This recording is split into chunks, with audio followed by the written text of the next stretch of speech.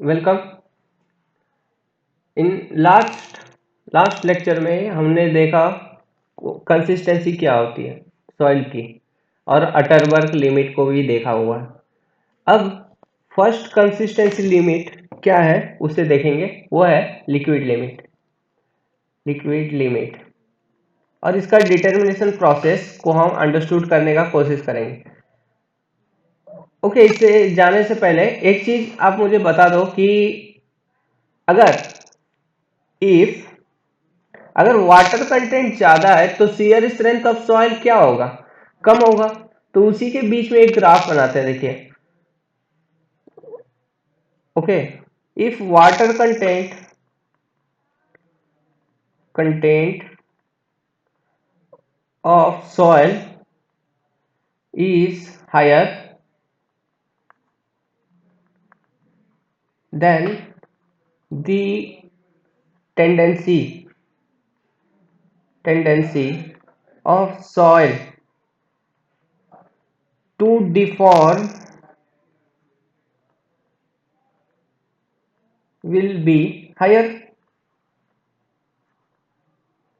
और इसे tendency of deform को हम टेंडेंसी ऑफ फ्लो भी कहते हैं कि वो कितने अच्छे से बहेगा, फ्लो होगा। और टेंडेंसी ऑफ फ्लो मतलब कि शियर स्ट्रेंथ कम होगी, tendency of flow will be higher. So जितने भी लिमिट है, लिक्विड लिमिट, प्लास्टिक लिमिट और श्रिंकेज लिमिट के अंदर शियर स्ट्रेंथ किस केस में ज्यादा होगा? देखिए,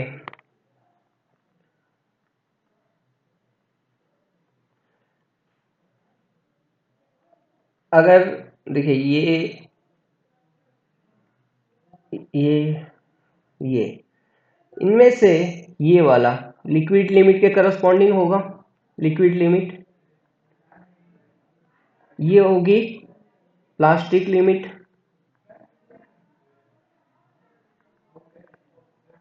और ये है shrinkage limit.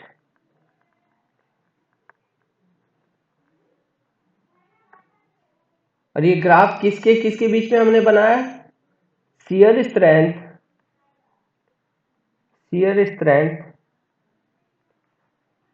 Of soil and tendency to flow. मतलब लिक्विड लिमिट के केस में टेंडेंसी ऑफ फ्लो ज्यादा होगी तो शियर स्ट्रेंथ कम होगी, because water content WL is higher. एक लिख लेता हूं मैं, WL should greater than WP greater than WS, है कि नहीं? लास्ट सैचुरेशन और लिमिटिंग स्टेट क्या थी? श्रिंकेज लिमिट थी। इसलिए इस केस में शियर स्ट्रेंथ मान लीजिए τ1, इसका जो शियर स्ट्रेंथ है टाउ एल लिख लीजिए इसको, ये टाउ पी, इसका जो शियर स्ट्रेंथ है ये है टाउ एस। तो सबसे ज्यादा शियर स्ट्रेंथ किस केस में आपको मिलेगा? टाउ एस के केस में मिलेगा। Tau S will be greater than tau P greater than tau L, yes और not? So these are the conditions. चलिए अब आगे बढ़ते हैं। लिक्विड लिमिट क्या है? Liquid limit liquid limit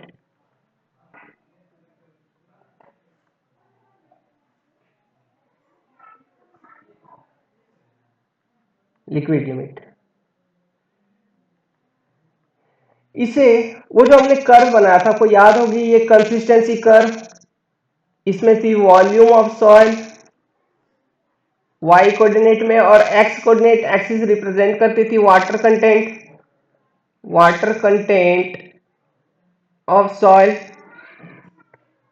okay, और हमने बताया था कुछ कर्व इस तरह का था, और ये थी लिक्विड लिमिट वाटर कंटेंट, ये थी W plastic limit water content, ये थी WSR, और यहाँ पे थी ड्राई स्टेट, और यहाँ पे एक इंटरमीडिएट स्टेट और थी। और वॉल्यूम ऑफ सॉलिड पूरे के पूरे कंडीशन में कांस्टेंट थी, वीक सॉलिड, है कि नहीं? Volume of solid constant, and these are the different limit। कुछ इस तरह का ग्राफ हमने बनाया था, इसे हमने कहा था consistency curve. So this is the consistency curve. Now ये है सॉलिड जो कि कांस्टेंट है, और ये water, and these are solid of constant volume in all stages। सभी स्टेज में सॉलिड का वॉल्यूम कांस्टेंट है। तो सभी स्टेज में सॉलिड का वॉल्यूम कांस्टेंट है। तो ये है लिक्विड लिमिट स्टेज। ओके, ये थी लिक्विड लिमिट की स्टेज है, ये वाले देखिए WL। सो लिक्विड लिमिट को आप कैसे डिफाइन कर पाएंगे? इसको हम लिख सकते हैं ऐसे, देखिए इट इज दी, ये सबसे कम वाटर कंटेंट होगी सॉइल की, ओके, जिसके ऊपर soil liquid state of consistency में होगी। This is liquid state of consistency, और ये होगी प्लास्टिक स्टेट ऑफ कंसिस्टेंसी, ये होगी सेमी सॉलिड, मतलब प्लास्टिक स्टेट ही सेमी सॉलिड स्टेट है, और ये होगी solid state actually. Okay, this is semi solid state of consistency and this is solid state. तो इस तरह की थी हमारी वो कंसिस्टेंसी का। सो हम लिक्विड लिमिट के बारे में क्या कह सकते हैं? It is the minimum water content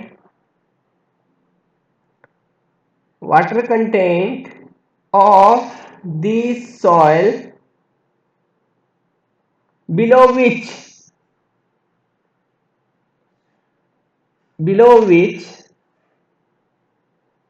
the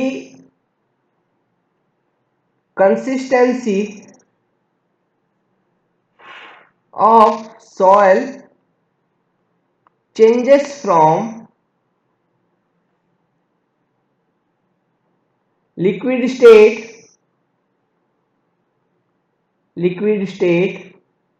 to which state? Semi solid state, yes or not? यही है liquid limit, semi solid state.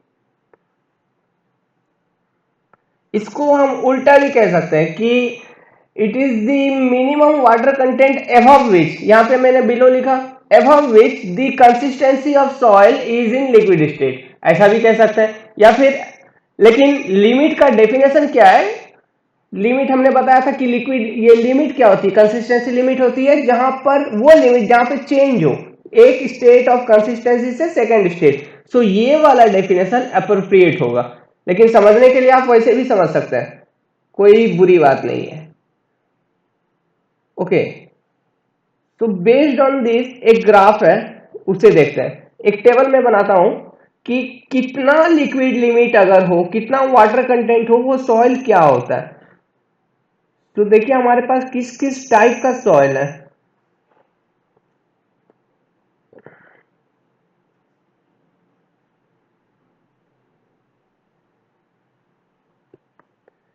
ये रही सॉइल, यहां पे मैं लिखूंगा टाइप ऑफ सॉइल, और यहां लिक्विड लिमिट। सबसे पहला ग्रेवल, दूसरी थी सैंड, तीसरी है क्ले, लेकिन ये क्ले अलुविलियल क्ले है। तीसरी हमारे पास और एक था, इससे पहले सिल्ट आ जाती है, इससे पहले एक सॉइल आ जाती है, उसे हम सिल्ट कहते हैं। तो ये है सिल्ट, उसके बाद आ जाएगी क्ले, ये अलुवियल,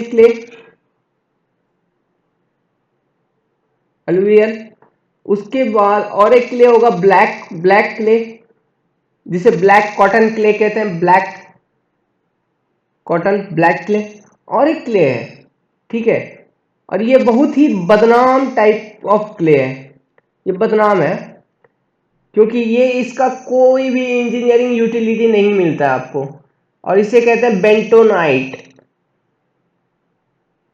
ओके, सो कहाँ थे, ये वो क्ले थी और एक क्ले है जिसे बेंटोनाइट क्ले कहा जाता है, bentonite.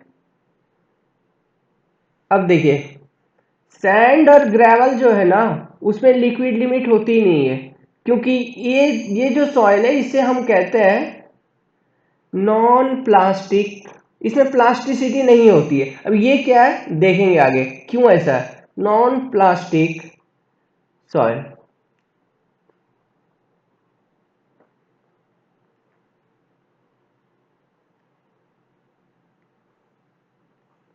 Non plastic type of soil.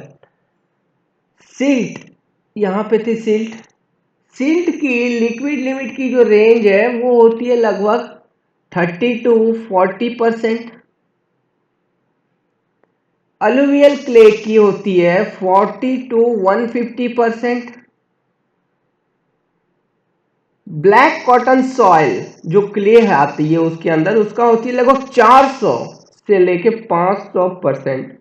और इसका तो मत पूछिए, 400 से 800%। सो इससे पता क्या चल रहा है, अब लिक्विड लिमिट ज्यादा है क्ले के केस में, आप सिंपली आप ये वैल्यूज से पता लगा पा रहे हैं। तो इसका मतलब क्या हुआ बता दो, कि अगर लिक्विड लिमिट ज्यादा है व्हाट डज इट सिग्निफाइज, क्या बताती है। देखिए मैंने बताया था कि जो फाइन सॉइल होगी उसमें वॉल्यूम ऑफ वॉइड ज्यादा होती है, क्योंकि नंबर ऑफ वॉइड ज्यादा होती है इस कारण से। सो अगर वॉल्यूम ऑफ वॉइड्स ज्यादा है तो फ्री स्पेसेस ज्यादा होगी, तो वाटर कंटेंट ज्यादा होगी। तो वाटर कंटेंट ज्यादा, फाइननेस ज्यादा, तो सॉइल इज मोर कंप्रेसिबल, मतलब आप उसको दबाओगे तो ज्यादा पानी निकलेगा ना, जिसमें ज्यादा लिक्विड लिमिट होगी। तो यही बताना था कि higher the liquid limit of soil, more will be the compressibility। Okay, वो ज्यादा कंप्रेसिबल होगा। तो ये लाइन आप याद रखिएगा, क्योंकि क्वेश्चंस में आपको पूछेगा कि विच सॉइल इज मोर कंप्रेसिबल, और वहां पे लिक्विड लिमिट का वैल्यूज दे दिया होगा। सो आप सीधा बता देना लिक्विड लिमिट निकाल के कि कौन सा सॉइल ज्यादा कंप्रेसिबल होगी, क्योंकि liquid limit is related to compressibility of soil. Okay, और सबसे ज्यादा कंप्रेसिबल कौन है, बेंटोनाइट क्ले। इसका कोई यूटिलिटी नहीं है इंजीनियरिंग में। ये देखिए, ये ब्लैक कॉटन सॉइल, ये जो क्ले है ये जनरली आपको मिलेगा महाराष्ट्र एरिया में, मुंबई ये सब वगैरह में। इस पे क्या उपजाया जाता है, एक बहुत ही खास तरह की चीज है जो उपजाई जाती है, वो फेमस है, उसके बिना हम नहीं रह सकते, cotton, black cotton. Okay, cotton black cotton soil से पे उपजाई जाती है।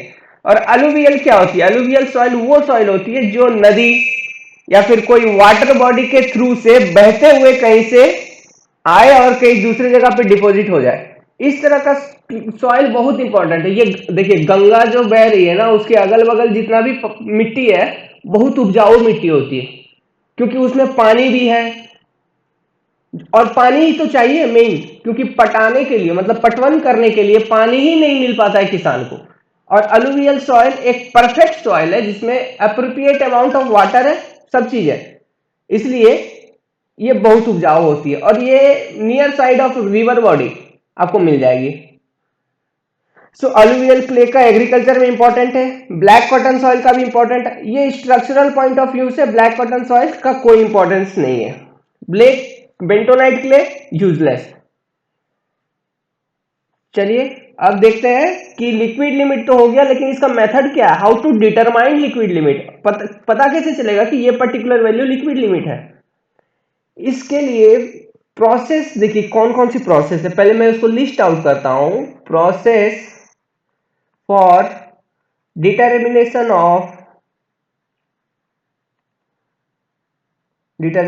Of liquid limit. कौन कौन सा प्रोसेस है भाई? पहला जो प्रोसेस है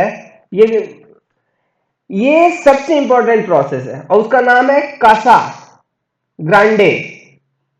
okay, Casagrande process. Casagrande एक वैज्ञानिक था जो इस चीज को बताया। सेकेंड प्रोसेस है static cone penetration method. Okay, क्या है देखेंगे, डिटेल में देखेंगे। थर्ड जो प्रोसेस है ये एक्चुअली कैसा ग्रांडे प्रोसेस टाइप का ही है, इसका नाम है वन पॉइंट प्रोसेस। तो ये 3 प्रोसेस है। तो इसमें से मैं जो भी बताऊंगा सब भूल जाना। याद रखने वाली चीज जो है वो है कासा ग्रांडे प्रोसेस, क्योंकि क्वेश्चन जो आती है आपका न्यूमेरिकल इसी पे सॉल्व होगा, ऑब्जेक्टिव भी इसी से पूछा जाती है। और ये दोनों प्रोसेस का कोई इंपॉर्टेंस नहीं है। हाँ, लेकिन अगर कभी एग्जाम में पूछ दे थ्योरी के लिए मैं उतना बता दूंगा। तो कासा ग्रांडे प्रोसेस को हम डिटेल में डिस्कस करेंगे। So let's start Casagrande process of liquid limit determination. Casagrande, अजीब नाम है, याद रह जाएगी, कासा ग्रांडे प्रोसेस। ये नियम क्या कहती है? कासा ग्रांडे ने कहा कि लिक्विड लिमिट वो लिमिट होगी जब एक जो आप सैंपल प्रिपेयर किए हो जिसका आपको लिक्विड लिमिट निकालना है, उसमें क्या क्या किया कासा ग्रांडे ने। देखिए मैं एक सैंपल बनाता हूं, एक बोल बनाता हूं। पहले सबसे पहले एक कटोरा लीजिए, बोल। ठीक है, ये मान लीजिए वो कटोरा है जिसमें हम मिट्टी रखेंगे। इसमें रख दिया मिट्टी। ठीक है, इसमें मिट्टी को फिल कर दिया। ये आपका सैंपल हो गया। इसका आपने मॉइस्चर कंटेंट डिटरमाइन कर लिया है। ओके, इसका मॉइस्चर कंटेंट डिटरमाइन कर चुका है। MC और WC इज नोन। कैसे कैसे पता लगाओगे? जो प्रोसेस बताया था ओवन ड्राई प्रोसेस, ये सब वो सब प्रोसेस को लिया किया और मॉइस्चर कंटेंट डिटरमाइन किया। वाटर कंटेंट इज नोन, आपको वाटर कंटेंट पता है। अब कासा ग्रांडे साहब ने क्या बोला था कि भाई एक टूल है उनके पास, ठीक है, ग्रूविंग टूल उसे बोला जाता है, मतलब ऐसा टूल जो गड्ढा बना दे। तो वो कुछ इस तरह से दिखती होगी, देखिए इस तरह से कुछ दिखती है। ओके, ये टूल ग्रूविंग टूल है। दिस इज ग्रूविंग टूल, इसका नाम है ग्रूविंग टूल। ग्रूव मतलब गड्ढा, ग्रूविंग टूल। और ये जो है ये क्या है? सॉइल सैंपल है, सॉइल सैंपल। सो इस ग्रूविंग टूल को यूज करो और इस प्रिपेयर्ड सॉइल सैंपल को जो जिसका वाटर कंटेंट नोन है उसको उसमें एक ग्रूव बनाना है। ओके, और वो ग्रूव का साइज जो होगा वो लगभग होगा आधा इंच। आधा इंच कितना होता है? 1 इंच। इसमें बहुत कंफ्यूजन होती है, तो याद रखिए 1 इंच होती है 2.54 सेंटीमीटर और 1 सेंटीमीटर होती है 10 mm। तो आधा इंच लगभग कितना हो जाएगा? 2.54 सेंटीमीटर का आधा लगभग 12 से 13 सेंटीमीटर सॉरी 12 से 13 मिलीमीटर। तो ये ग्रूविंग टूल जो ग्रूव बनाती है वो होती है 12 to 13 mm का। सो आप ग्रूव बना डालो। चलो मैंने एक ग्रूव बना दिया, ठीक है, जो कि कुछ ऐसे इस तरह की एक ग्रूव बनेगा। अब मैंने इस पे एक ग्रूव बनाया, ठीक है, और वो ग्रूव ऐसा होगा कि उसका टॉप का जो डायमेंशन है, ठीक है, टॉप डायमेंशन ये लगभग है 12, तो अभी बताया 12 to 13 mm, आधा इंच अप्रोक्सीमेटली हाफ इंच। और बॉटम की जो डायमेंशन है वो है 2 mm। इस तरह का आपने ग्रूव कट किया सॉइल सैंपल पे। अब जो हमारे पास कासा ग्रांडे का टूल है, ठीक है, कासा ग्रांडे का जो टूल है उस पर ये बॉल को रखेंगे। वो टूल पहले मैं बताता हूं, देखिए कैसे रखेंगे। कासा ग्रांडे का जो टूल होती है वो इस तरह की होती है। ये देखिए, ये होगी एक शाफ्ट होगी, उस पर यहाँ पे एक प्लेट रहती है और इसके ऊपर एक पैड रखा हुआ होता है और वो जनरली रबड़ का होता है। ओके, ये जनरली रबड़ का होता है। ये क्या है? रबड़ पैड, रबड़ पैड। और जो सैंपल आपने प्रिपेयर किया है बॉल, वो यहाँ पर इस शाफ्ट से कनेक्टेड रहती है कुछ इस तरह से। और यहाँ पर आपको और एक एक्सटेंशन मिलती है जो कि रोटेट करने में मदद करती है इस बॉल को। और ये जो हाइट है ना, ये हाइट रबड़ पैड के टॉप से लेके बॉल का बॉटम तक वो एडजस्टेड किया हुआ है 1 सेंटीमीटर। ये याद रखिएगा, ये भूल गए, कासा ग्रांडे भूल गए। 1 सेंटीमीटर पर एडजस्टेड है। और इसको आप रोटेशन इज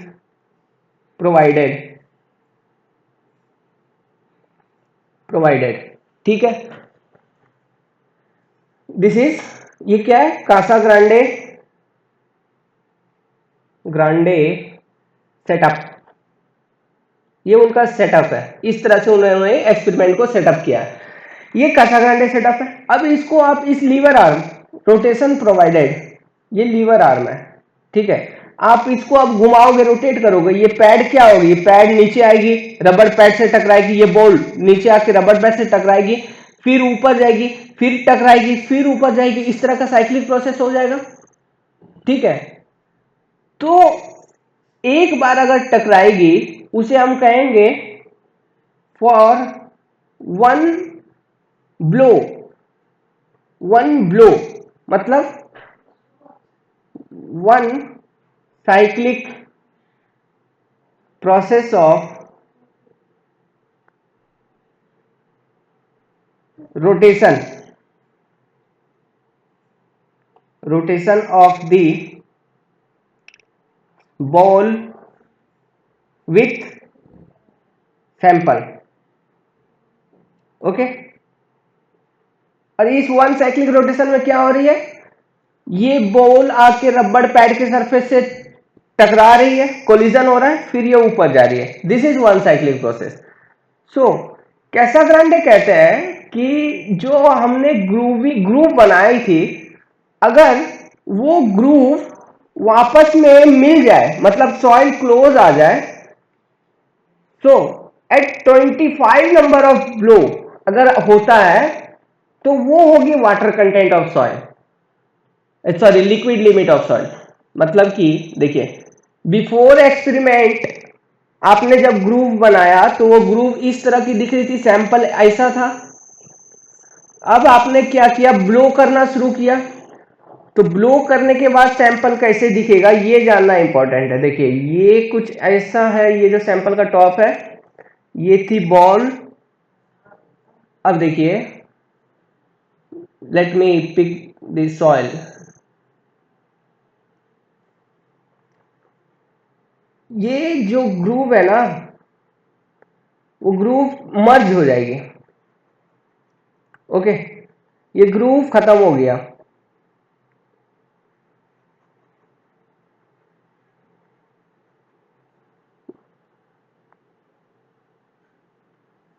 कुछ इस तरह का ग्रूव था, अब वो ग्रूव मर्ज हो गया, ठीक है। Groove merge, that is after experiment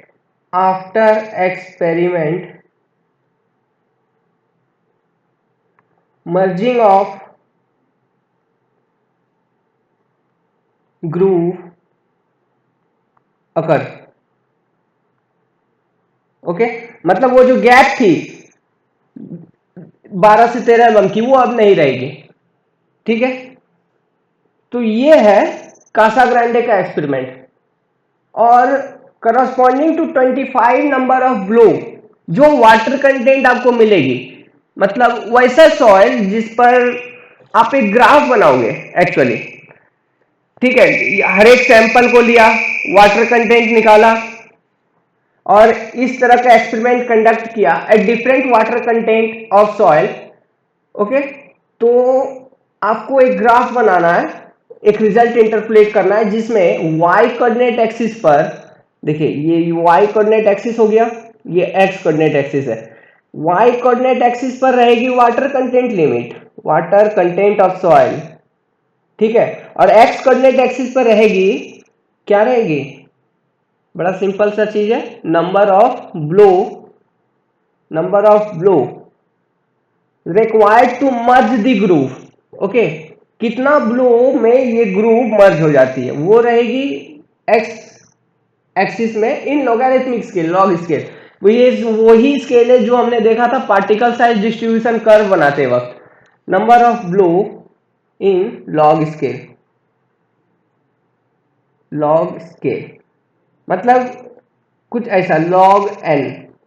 okay, अगर 25 ब्लो लगा या 30 ब्लो लगा तो लॉग 30, 25 तो लॉग 25, और इन दोनों को लेके एक रिजल्ट निकालना है। लॉग अगर होती है, हरदम याद रखिएगा, जो भी ग्राफ बनेगी वो स्ट्रेट लाइन बनेगी, तो कुछ इस तरह का ग्राफ बनती है, इसे कहा जाता है फ्लो कर्व, फ्लो कर्व।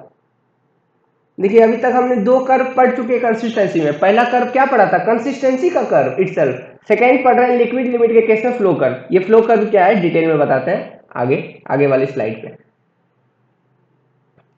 अब देखिए थ्योरी क्या है, तो थ्योरी लिख लेते हैं, इसका डेफिनेशन, कॉन्सेप्ट तो समझ में आ गया कि लिक्विड लिमिट कासाग्रांडे मेथड को यूज करके कैसे निकालेंगे।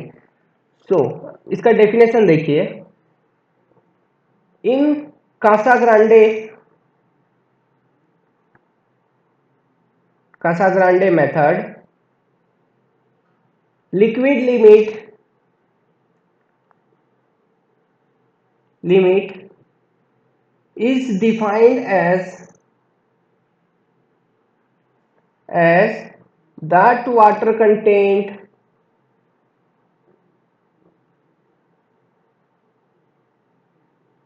of soil in which a groove cut, sorry ये कर्व हो गया, ग्रूव लिखना था मुझे, in which a groove cut of size approx 12 to 13 mm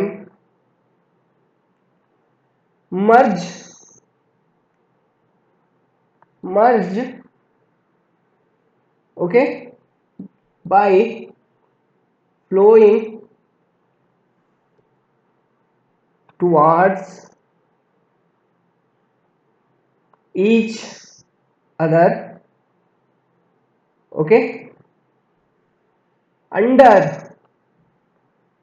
impact force लग रही है, इम्पैक्ट ऑफ 25, ये 25 गुरु मंत्र है, आप इसे नहीं भूल सकते, 25 number of blow provided that the height of fall is adjusted to कितना 1 centimetre, the height of fall is adjusted to 1 centimetre. So important क्या है, सब भूल जाओ, याद रखो कि लिक्विड लिमिट निकालना है 25 number of blow, height of fall है 1 सेंटीमीटर और ग्रूव का साइज है 12 to 13 mm। ये है कासाग्रांडे लिक्विड लिमिट।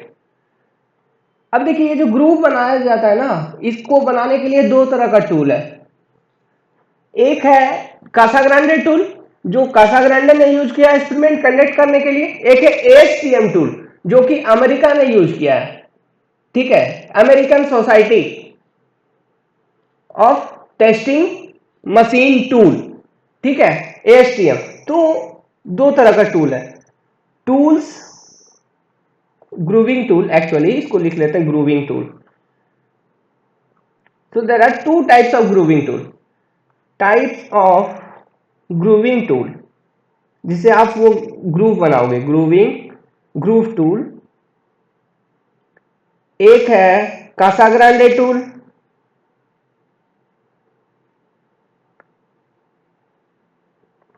दूसरा है ASTM। ASTM क्या है? American society testing machine tool. Okay, ये जो ASTM का टूल है ना, ये जनरली यूज किया जाता है, जनरली यूज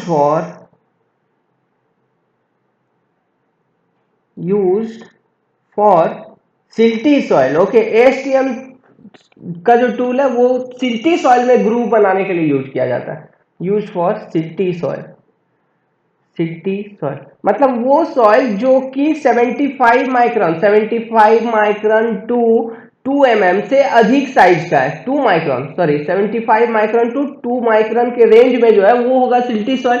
और उस तरह का सॉइल का आप देखो, सॉइल क्लासिफिकेशन किए हो, सीवी एनालिसिस किए हो, या फिर हाइड्रोमीटर या फिर पिपेट किए हो, वहां से आपको पता चला है कि ये सॉइल कौन सा है। ठीक है, आपको तो पहले ही पता है ना ये सॉइल कौन सा है। उसके बाद आपको वाटर कंटेंट डिटरमाइन कर लिया उस सॉइल का।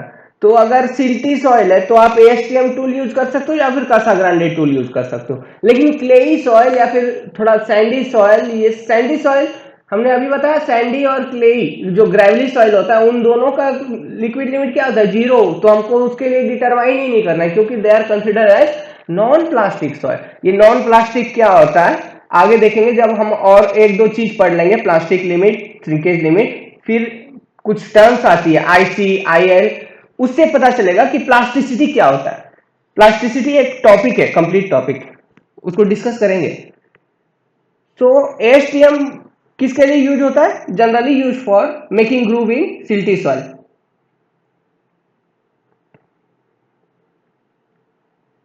सो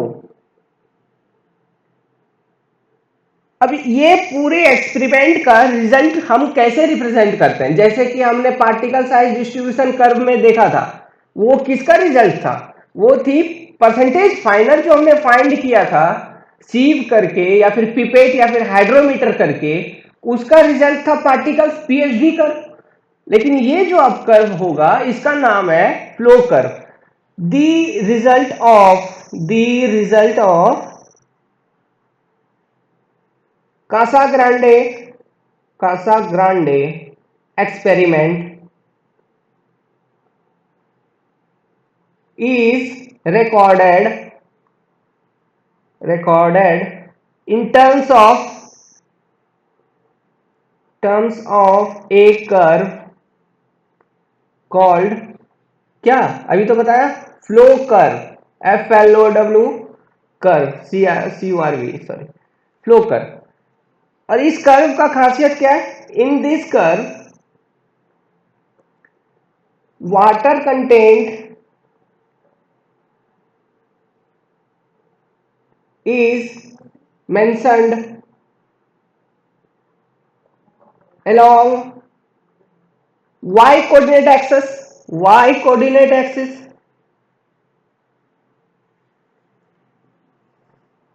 and नंबर ऑफ ब्लो, मतलब जो आप इंपैक्ट प्रोवाइड कर रहे हो 1 सेंटीमीटर हाइट पे, okay, with rubber pad of the ball, वो ही होती है एक नंबर ऑफ ब्लो, एक impact 1 number of blow.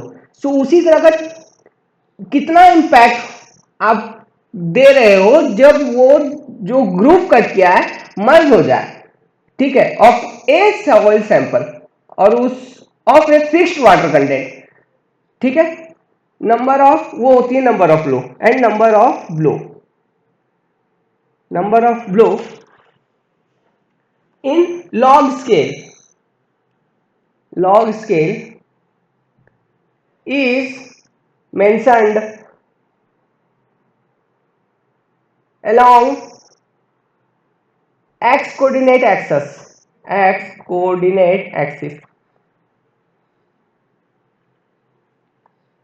Axis. चलिए अब समझते हैं, फ्लो कर्व बनाते हैं। चलिए अभी समझ में आएगा। देखिए फ्लो कर्व मैं क्या बताने का कोशिश कर रहा था। देखिए ये हुआ, ये देखिए सबसे पहले मैं लिख लेता हूं log 50, log 40, log 30, log 20, log 10, log 5 मान लीजिए। यहां पे corresponding to log 5 water content जो थी सॉइल की वो थी मान लीजिए W1। करस्पॉन्डिंग टू log 10 जो वाटर कंटेंट थी वो थी W2। उसी तरह से log 30 के रेस्पेक्ट में थी, log 20 के रेस्पेक्ट में W3, W4, W5। ओके, अब आपको लीनियर ग्राफ लाइन आप इसे ड्रॉ कर सकते हो कि नहीं कर सकते हो। यहां पर इन दोनों वैल्यू को ऐसे, ये देखिए कुछ इस तरह से मिल जाएगी। ठीक है,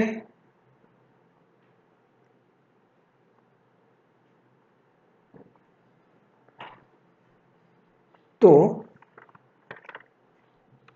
इसको यूज करके हम एक ग्राफ बनाएंगे। सॉरी, ये जो W5 है ना, ये करस्पॉन्डिंग टू log 5 है। ठीक है, ये W4 जो है ये करस्पॉन्डिंग टू log 10 है। W3 करस्पॉन्डिंग टू log 20 होगी। W ये करस्पॉन्डिंग टू ये। ठीक है, मतलब पहला रिकॉर्ड सबसे टॉप में होगा। सो और अब ये क्या करो, ये सब जो पॉइंट है उसको एक स्ट्रेट लाइन से आप कनेक्ट कर दो।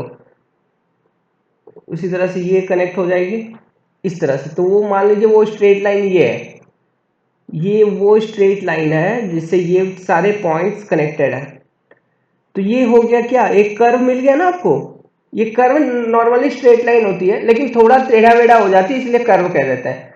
This is flow curve, flow curve. ठीक है, अब देखिए लिक्विड लिमिट कौन सी है। कासाग्रांडे के हिसाब से लिक्विड लिमिट क्या थी। Liquid limit is corresponding to 25 number of flows. मतलब कि ये जो होगी, देखिए W2 और W3 के बीच का जो लिमिट होगा और log का जो यहाँ पे ऐसे, ये मान लीजिए ये log 25 है, log 25, और ये होगी W8। तो ये हमको डायरेक्टली नहीं मिलेगा, ये हमको क्या करना है, इंटरपोलेट करके निकालना है। हम इंटरपोलेट करके निकाल लेंगे कि लिक्विड लिमिट क्या है। और ये किस पर करा रहे हो, this experiment, this curve is for same soil. एक ही मिट्टी है, सेम सॉइल है, लेकिन डिफरेंट वाटर कंटेंट वैल्यूज, क्योंकि आपको लिक्विड लिमिट किसी एक सॉइल का निकालना है ना। Okay, so this curve is for same soil eight different water content values।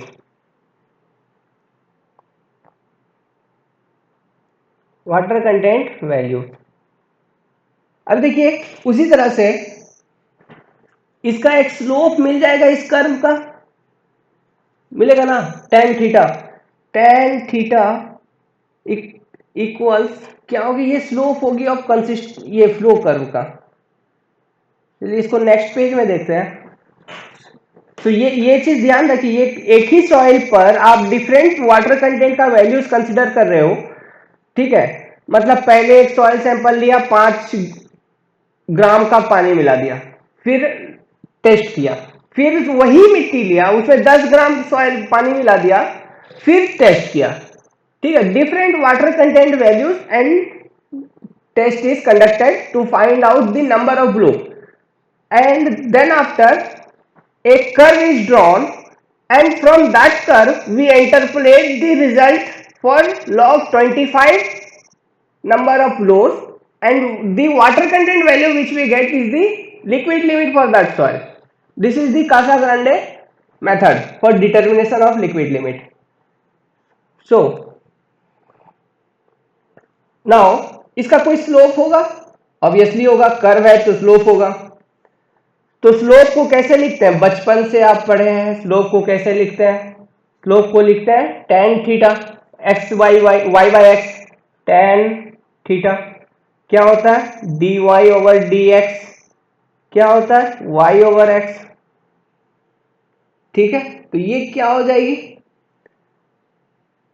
w मतलब p बाई बी ना, तो W1 मान लीजिए इस केस में हमने कैसे रिप्रेजेंट किया है W5 minus W4, okay, log 10 minus log 5, W5 minus W4 log 10 minus log 5। इस तरह से आप स्लोप लिख सकते हो। ठीक है, इक्वल टू बहुत सारे होंगे, बहुत सारे स्लोप मिल जाएंगे आपको। तो ये जो स्लोप निकलता है इसे हम कहते हैं आई एफ से रिप्रेजेंट करते हैं। और ये आई एफ क्या है, आई एफ का जो नाम है ये फ्लो इंडेक्स, ओके, ये है फ्लो इंडेक्स आई एफ की वैल्यू। अब देखिए फ्लो इंडेक्स पर, फ्लो इंडेक्स क्या बताती है, फ्लो इंडेक्स क्या बताती है पहले देख लेते हैं। फ्लो इंडेक्स सिग्निफाई क्या करता है, स्लोप है फ्लो इंडेक्स बेसिकली। तो मान लीजिए ये फर्स्ट है, ये सेकंड है, मैं दो कंडीशन ले रहा हूं, दो कंडीशन ले रहा हूं। सेकंड, ये कर्व कुछ इस तरह से आया, ये वाला कर्व कुछ इस तरह से आया। ठीक है, सो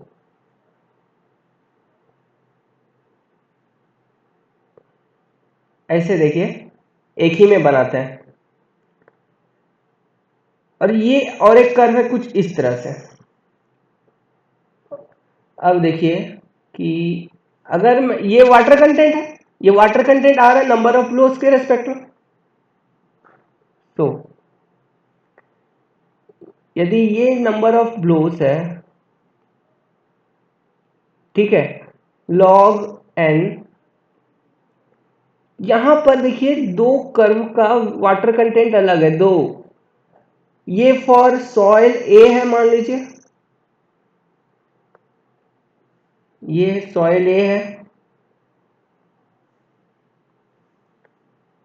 सॉइल ए मतलब ए, और ये सॉइल बी है।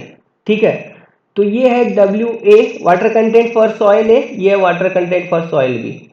इससे क्या पता चल रहा है, देखिए say at same number of blow the water content value W B, इसमें देखिए इसमें ये क्या है कि डब्ल्यू ए अधिक है डब्ल्यू बी से, है कि नहीं, डब्ल्यू ए अधिक है डब्ल्यू बी से, मतलब कि log n, जो n का जो वैल्यू है, log n क्या बताती है, ये नंबर ऑफ, वो नंबर ऑफ फ्लो है जब आपने वो ग्रूव कट किया वो मर्ज हो जाए, मतलब सॉइल फ्लो हो जाए under n number of impact, वो होती है log n।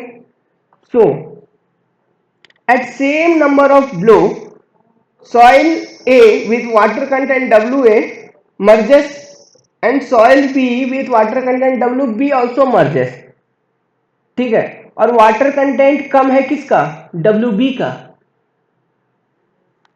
तो स्ट्रेंथ, शियर स्ट्रेंथ किसका कम होगा, सोचो शियर स्ट्रेंथ किसका कम होगा। देखिए इसका वाटर कंटेंट ज्यादा है और ये n ब्लो पर मर्ज कर जा रहा है, इसका वाटर कंटेंट कम है लेकिन ये भी n नंबर ऑफ ब्लो पर ही मर्ज कर जा रहा है। सो मतलब ये हुआ ना कि सॉइल ए ज्यादा सख्त है, ज्यादा मजबूत है, ओके, तो इसका स्लोप फ्लो मतलब थीटा 1 और इसका ये मान लीजिए ये थीटा ए, ये थीटा बी, तो इसमें स्लोप किसका ज्यादा है? Theta B is greater than theta A, कम है। और ये स्लोप क्या रिप्रेजेंट करती है? ये स्लोप रिप्रेजेंट करती है I F. Okay, so theta A equal to I F A is lesser, means the loss of shear strength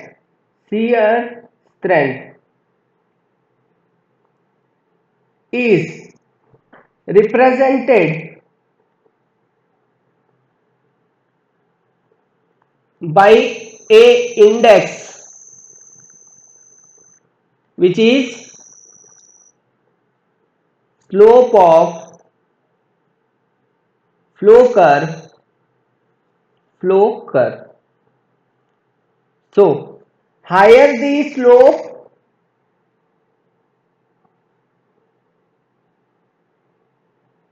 higher will be the loss in shear strength, higher will be the loss in shear strength. Okay, ये है I F का significance. तो इस case में क्या है? ये case में सॉइल बी का शियर स्ट्रेंथ जल्दी जल्दी लॉस कर रहा है, लेकिन सॉइल ए कम लॉस कर रहा है, मतलब सॉइल बी खराब है सॉइल ए से, सॉइल ए ज्यादा अच्छा है। Okay, this is the flow index.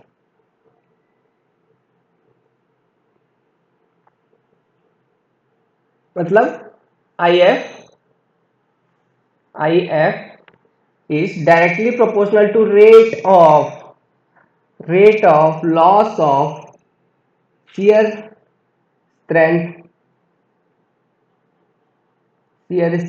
of soil। ठीक है,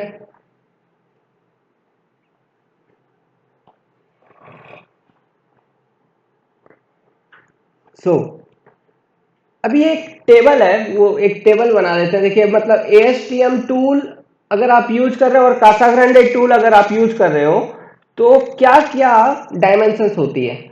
ये देखिए, तीन ही डायमेंशन है। इधर लिख लेता हूं मैं कासाग्रांडे,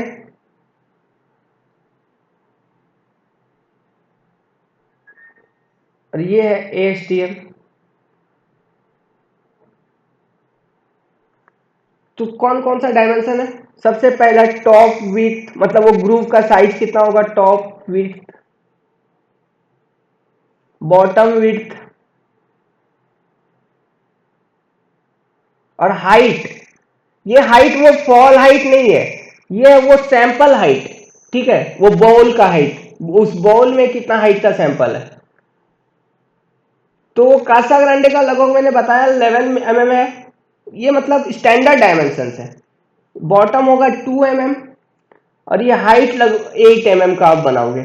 अगर एएसटीएम टूल यूज किया है तो ग्रूव का जो डायमेंशन होगा लगभग 13.5 mm, और ये बॉटम होगी 12 mm, ये बॉटम 2 mm, सॉरी 2 mm दोनों में सेम है, और जो हाइट होगी वो इससे ज्यादा होगी 10 mm।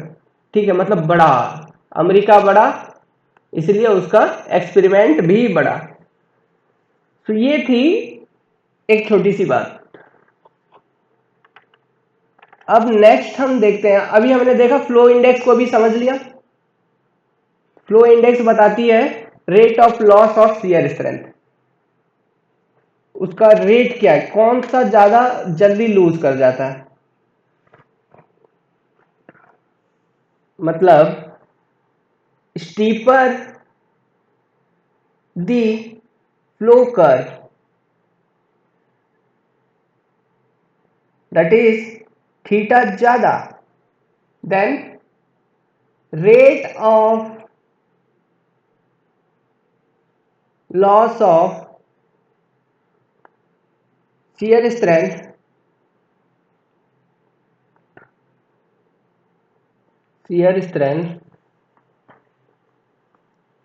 ज्यादा। ओके, मोर, मोर और हायर ज्यादा होगा, ज्यादा जल्दी लूज कर जाएगा। ये टेबल याद रखने का जरूरत नहीं है, आपको याद रखना है इसमें log 25 के रेस्पेक्ट में हमको लिक्विड लिमिट मिलती है, और जो फ्लो कर्व बनता है किसी एक सॉइल का ही बनता है at different water content values, और जो फ्लो इंडेक्स है वो ये बताती है जो अभी हमने बताया है। अभी देखिए मैंने एक चीज बताया कि एक्सपेरिमेंट में कैसाग्रांडे का जो एक्सपेरिमेंट है उसमें जो बॉटम सरफेस यूज किया गया, जो पैड है वो क्या है, रबड़ का है। ओके, तो रबड़ पैड पर अगर हाइट है 1 सेंटीमीटर का, जो इम्पैक्ट पड़ रहा है रबड़ पैड पर, तो चीयर मान लीजिए उस पैड को हम अगर चेंज करेंगे तो क्या होगा, कर्व कैसा मिलेगा आपको। रबड़ पैड के केस में मान लीजिए ऐसा मिल गया, स्टैंडर्ड रबड़ पैड के केस में नहीं, ये मान लीजिए 3 कर्व आपको मिल रहा है, ये ए, ये बी, ये सी। सो ये वाटर कंटेंट इधर,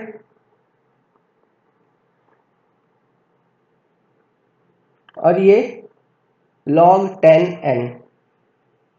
अब देखिए, अच्छा ये log 10n क्या है, देखिए 2 होता है ln, मतलब log e होता है ये। सो अगर आपको इसको कन्वर्ट करना है log 10 के रेस्पेक्ट में तो 2.303 log 10 हो जाएगी, ठीक है, ऐसा ये रिलेशन होती है। तो मान लीजिए कर्व ए, कर्व बी, कर्व सी है, तो कौन सा कर्व, ये मान लीजिए स्टैंडर्ड रबड़ पैड के रेस्पेक्ट में मिला आपको, नीचे का जो बेस है वो स्टैंडर्ड रबड़ पैड है कासाग्रांडे के हिसाब से, स्टैंडर्ड रबड़ बेस पैड। तो इसमें रेट ऑफ लॉस IF इसका क्या है, ठीक है। अभी अब कर्व नंबर सी किसके करस्पॉन्डिंग होगा, कौन सा बेस होगा, स्टैंडर्ड रबड़ पैड से हार्डर होगा ना स्टैंडर्ड रबड़ पैड से लूजर होगा, मतलब उससे कमजोर वाला, कौन सा होगा। कर्व सी का rate of loss of strength मतलब थीटा ज्यादा है, स्टीप है, तो क्या इसका क्या मतलब है कि at same number of blow इसका रेट ऑफ लॉस मतलब कम ही वाटर कंटेंट पे ये इतना इसका शियर स्ट्रेंथ कम हो जा रहा है, मतलब ये जो बेस होगी इंपैक्ट उस पर ज्यादा फोर्स से लग रहा है, इसलिए वो जल्दी जल्दी क्लोज आ जा रहा है, मतलब कम वाटर कंटेंट पर, और वाटर कंटेंट कम मतलब स्टीप सॉइल, स्टीप सॉइल जल्दी से उसका ग्रूव मर्ज हो जाए at same number of flow, मतलब उसका लॉस ज्यादा है ना, जल्दी वो शियर स्ट्रेंथ लॉस कर रहा है, जल्दी फ्लो हो जा रहा है, ठीक है, मतलब क्विक है। तो ये जो होगी स्टैंडर्ड रबड़ पैड से हार्ड होगी, हार्डर बेस, इस कारण से फोर्स ज्यादा लग रहा होगा, वो जल्दी मर्ज कर जा रही है, हार्डर बेस। ये लीनर देन स्टैंडर्ड रबड़ पैड। ये वाला कभी पूछा नहीं है, मैंने ऐसे बता दिया एडिशनल, ध्यान में रहे, समझ में आए कि होता क्या है। ये स्टैंडर्ड रबड़ पैड लीनर है, उससे मतलब कमजोर है, लीनर मतलब कमजोर, लीन बोलते हैं ना, लीन पतला दुबला, तो मतलब कमजोर, लीनर देन स्टैंडर्ड रबड़ base pad used in Casagrande method. Well, now we have finished with the Casagrande method. अभी 2 मेथड और है, वो जस्ट थ्योरी है, उसे हम नेक्स्ट लेक्चर में देख लेंगे, बस थ्योरी है। इसमें इंपॉर्टेंट क्या क्या याद रखना है मैं उसको एक बार मेंशन कर दूं फिर से, कि IF क्या है, फिर log 25, log 10 25 corresponding to which gives liquid limit, फिर ये IF क्या है, स्लोप ऑफ, स्लोप है फ्लो कर्व का, फ्लो कर्व का, और फ्लो कर्व जो है is made for same soil altering the water content values. ये तीन चार चीज याद अगर रहेगा, लिक्विड लिमिट में कोई परेशानी नहीं होगी। अल्टरिंग दी वाटर कंटेंट,